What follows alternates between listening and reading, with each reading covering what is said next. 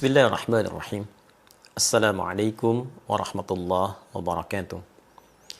Alhamdulillah, wassalatu wassalamu ala rasulillah, nabiyyina wa sayyidina Muhammad ibn Abdullah, wa ala alihi wa sahbihi wa man walah, wa ba'd.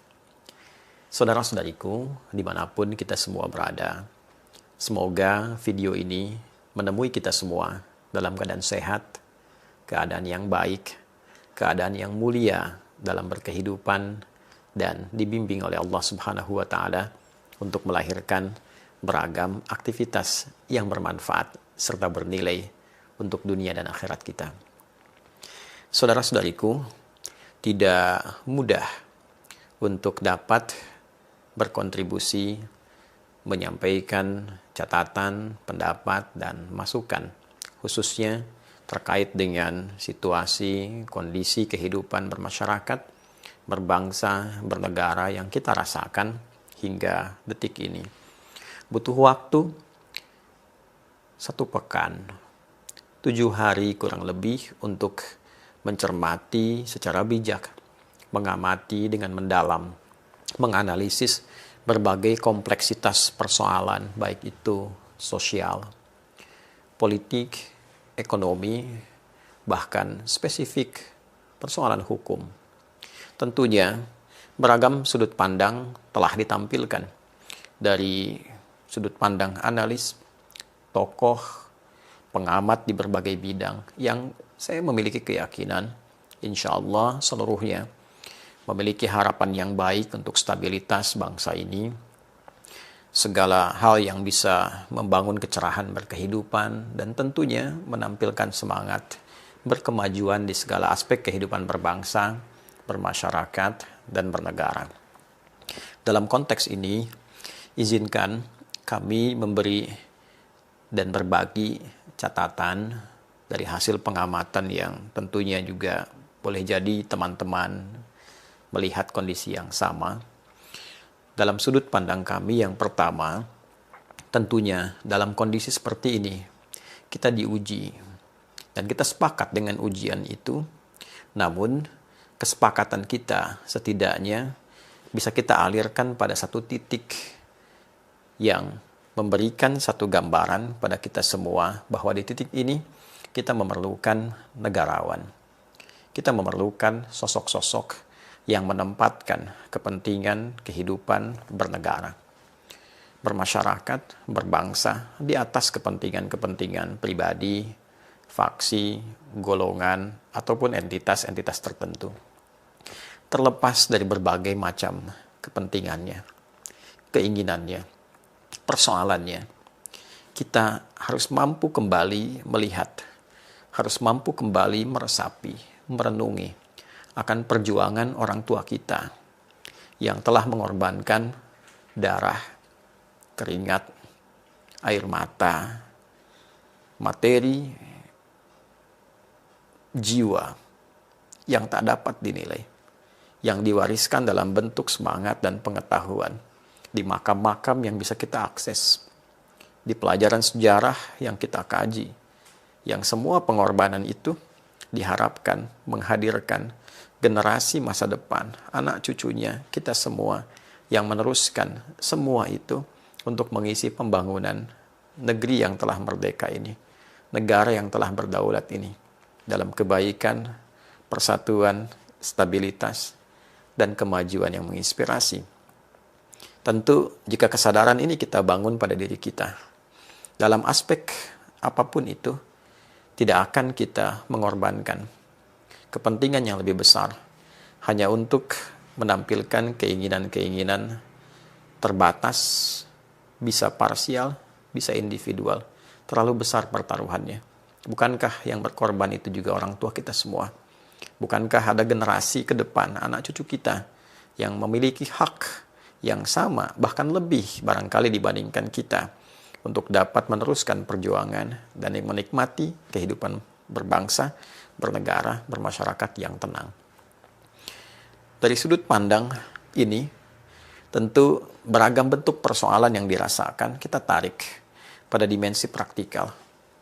Yang memiliki persoalan-persoalan hukum, Tidak harus dengan persoalan itu mengorbankan kepentingan yang sangat besar. Mohon maaf jika kalimat ini terlalu mendalam, tapi berapa banyak nyawa yang harus dikorbankan?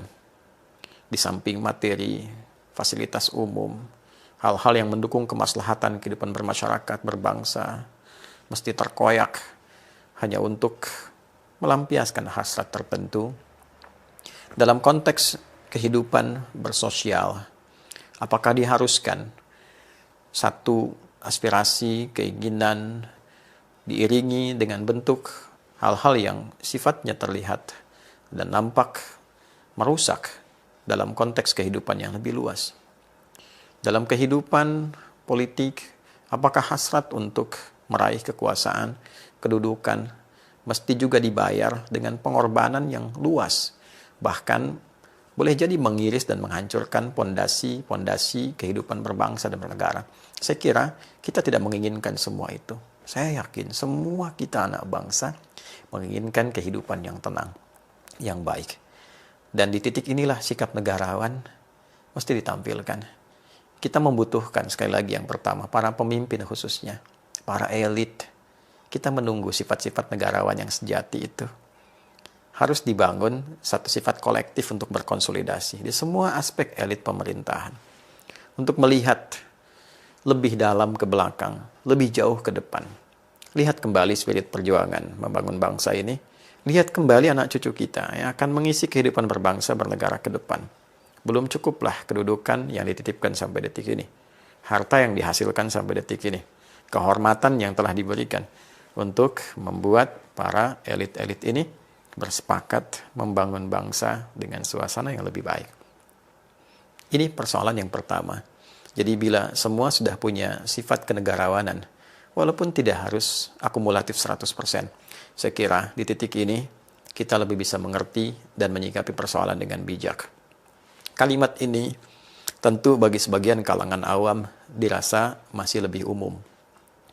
Saya ingin berikan catatan-catatan dan masukan-masukan praktis yang sifatnya mungkin bisa lebih terakomodir dan boleh jadi wallahu a'lam, tapi kami berkeyakinan sedikit banyak mampu menyerap aspirasi di kalangan masyarakat luas.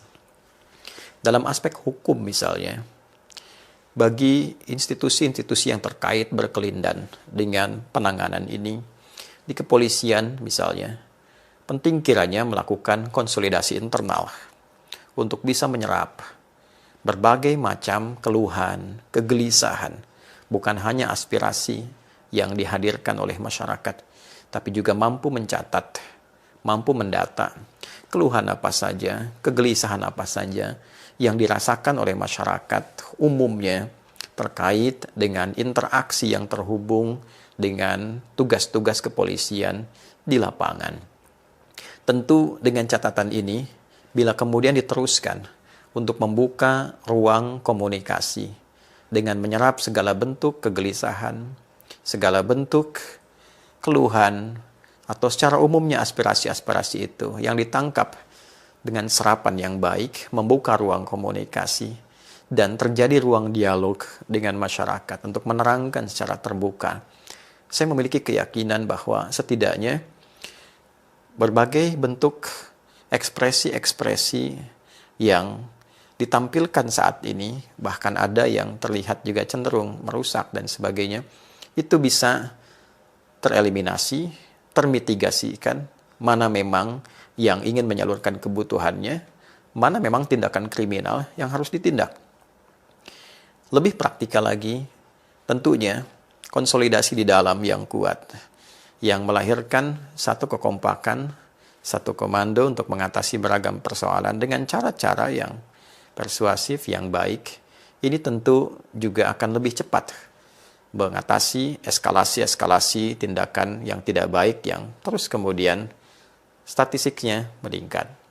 Saya ambil contoh misalnya tentang almarhum Afan Kurniawan. Semoga Allah memberikan tempat terbaik, memberikan kesejahteraan dan kebaikan untuk beliau di alam kubur dan kemuliaan untuk keluarga yang ditinggalkan. Terlepas dari itu semua, bila mungkin bisa dilakukan dari pihak kepolisian Selain juga telah tentunya bertakziah, mengunjungi, dan melakukan pendekatan yang baik untuk keluarga, akan bisa lebih efektif jika orang tua dari korban ini bisa dipertemukan dengan 7 orang yang telah ditetapkan sebagai tersangka perbuatan dimaksud, dan 7 ini dipersilahkan meminta maaf, menjelaskan kondisi-kondisi mereka, meminta maaf kepada kedua orang tua. Lalu kedua orang tua memberikan respon dan menyampaikan pada masyarakat bahwa secara konstruksi sosial ini telah selesai. Tinggal proses pidananya secara hukum yang berlaku, silahkan diteruskan oleh kepolisian. Tentu dengan pernyataan ini, saya kira tuntutan-tuntutan yang terkait dengan almarhum setidaknya bisa selesai, bisa tuntas. Alhamdulillah bila ada kesempatan 7 orang ini berziarah ke makam, diberi kesempatan dan menyelesaikan masalah sosialnya, tinggal fokus pada masalah pidananya. Di titik ini, saya kira itu bisa meredakan persoalan dan memitigasi di lapangan. Jika ada kemudian suara-suara kembali meneriakan hal dengan persoalan yang telah tuntas ini, maka proses mitigasi itu bisa mudah dilakukan. Dan dengan mitigasi ini, klasifikasi pun ada ruangnya. Oh, ini yang menyalurkan aspirasi, ini yang memprovokasi, oh ini yang berbuat tindakan kriminal sehingga penanggulangannya bisa dilakukan dengan lebih efektif. Ada konstruksi lain yang mungkin banyak diberikan masukan oleh masyarakat, tapi dalam ruang yang berbeda, tentunya itu yang bisa didialogkan untuk kemaslahatan ke depan. Sisi lain, dalam konteks ini, tentu masalah politik juga tidak lepas dari sorotan, terutama konstruksi politik kita yang memang memerlukan banyak catatan, banyak kajian, penyelarasan, dan banyak masukan untuk perbaikan-perbaikan ke depan. Dalam konteks ini yang menjadi sorotan khususnya dalam ruang legislasi, di legislatif. Pun demikian di eksekutif dalam konteks yang berbeda. Sorotan terkait dengan legislatif, saya kira beragam bentuk masukan telah ditampilkan. Tapi pada intinya, masyarakat belum menemukan satu ruang komunikasi yang efektif dari rakyat ingin menyalurkan masukan kepada wakilnya. Dan ditemukan satu jarak yang sangat jauh dari gerbang sampai ruangan. Belum sampai ruangan pun di dalamnya beragam bentuk testimoni yang ditampilkan oleh wakil rakyat itu sendiri, yang menyampaikan bahwa dinginnya AC, kursi yang empuk, kadang-kadang membawa suasana kantuk yang dalam. Bisa digambarkan dengan jarak yang demikian jauh itu, bagaimana suara-suara masyarakat, rakyat yang mewakilkan kepentingannya, bukan kedaulatannya. Karena kedaulatan tentu tidak bisa diwakilkan pada siapapun dari setiap warga negara Indonesia ini. Tapi kepentingan yang harus diserap sebagai aspirasi ini terasa jauh untuk didengar, terasa sulit untuk disimak. Maka ada baiknya, saya kira, desain bentuk bangunan yang dulu disiapkan untuk Ganevo oleh Bung Karno itu, yang memberikan makna keterbukaan, serapan aspirasi, kemudian harapan-harapan yang menghijau, sesuatu yang baru untuk kebaikan bangsa yang menyatu, akan lebih baik bila diusulkan secara praktis, dibukanya ruang komunikasi. 1 bulan 1 kali, dari daftar masyarakat yang alih-alih menuliskan dengan demonstrasi untuk izin, lebih baik dibuka pagar itu, didaftar dalam sebulan berapa yang ingin menyalurkan komunikasi dari aspirasi mereka, diberikan jadwal yang tetap untuk ditemui, diberikan rekaman yang bagus, dipublikasikan hasilnya, diupdate progresnya. Saya kira itu akan lebih efektif. Para rakyat yang mewakilkan aspirasinya, kemudian disampaikan dengan jadwal yang terukur, diterima dengan baik. Masyarakat tidak harus membawa sesuatu yang membahayakan, apalagi membawa alat-alat yang dapat merusak. Pintu dibuka, ruang diberikan, didengar aspirasi. Ini akan lebih efektif dibandingkan mungkin ada dana taktis yang harus datang ke masyarakat, menyerap aspirasi, berikan kesempatan mereka untuk datang, yang memberikan kontribusi langsung berupa pemikiran, aspirasi, atau keluhan yang memang selayaknya untuk didengar. Itu akan lebih efektif. Yang kedua, tentu terkait dengan pola komunikasi, dan ini telah banyak disoroti. Bukan hanya kemampuan untuk menyampaikan satu statement, bukan perkara public speaking. Saya kira penting juga para anggota dewan ini belajar tentang sosiolinguistik, melihat variabel-variabel di masyarakat, bisa memetakan dengan bijak sehingga bisa memberikan statement yang arif, yang tidak beresiko menurunkan bahkan menjatuhkan kehormatan para anggota dewan yang melekat sifat terhormat di dalamnya. Ini penting. Dan yang ketiga, saya kira ini persoalan mendasar dan cukup dalam. Dan ini butuh kajian yang lebih lagi. Konstruksi di legislasi kita itu didasarkan kepada satu penyatuan aspek politis. Di dalamnya ada ruang-ruang kepartaian, membentuk fraksi.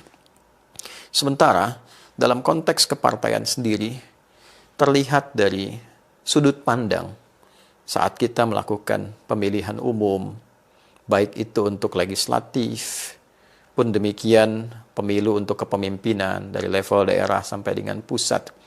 Agak berat untuk tidak mengatakan bahwa sistem kepartaian saat ini yang ada lebih dekat kepada pola-pola industri, lebih dekat kepada pola-pola industri. Kalimat ini kiranya penting untuk dikaji, untuk dicatat.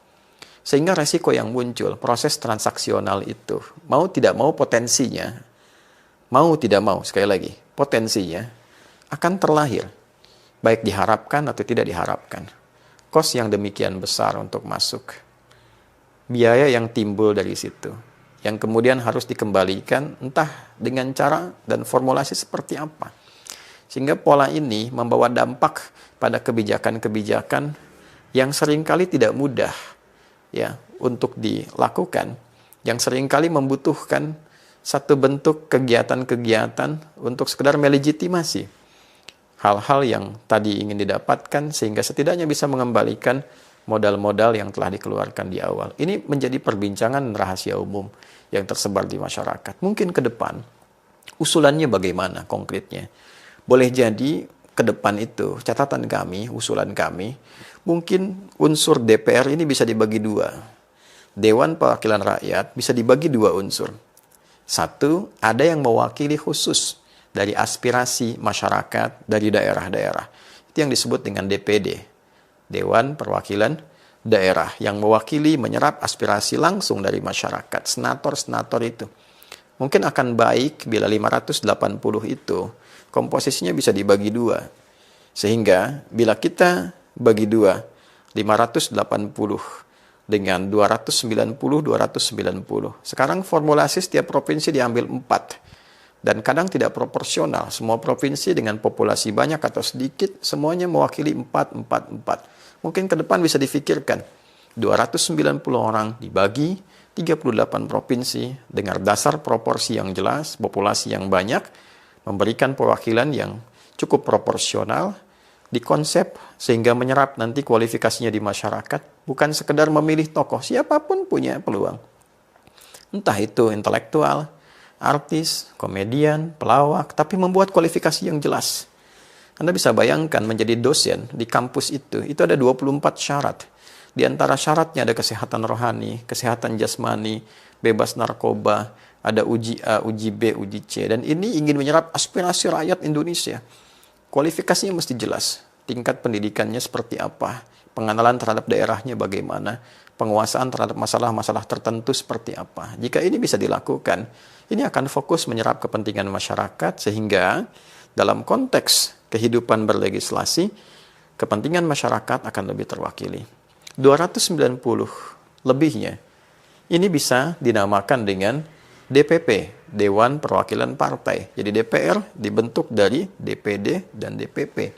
DPP inilah nanti yang memiliki fokus yang tinggi dalam konteks politik untuk melakukan check and balance dalam kepentingan politik dengan eksekutif dari segi politik.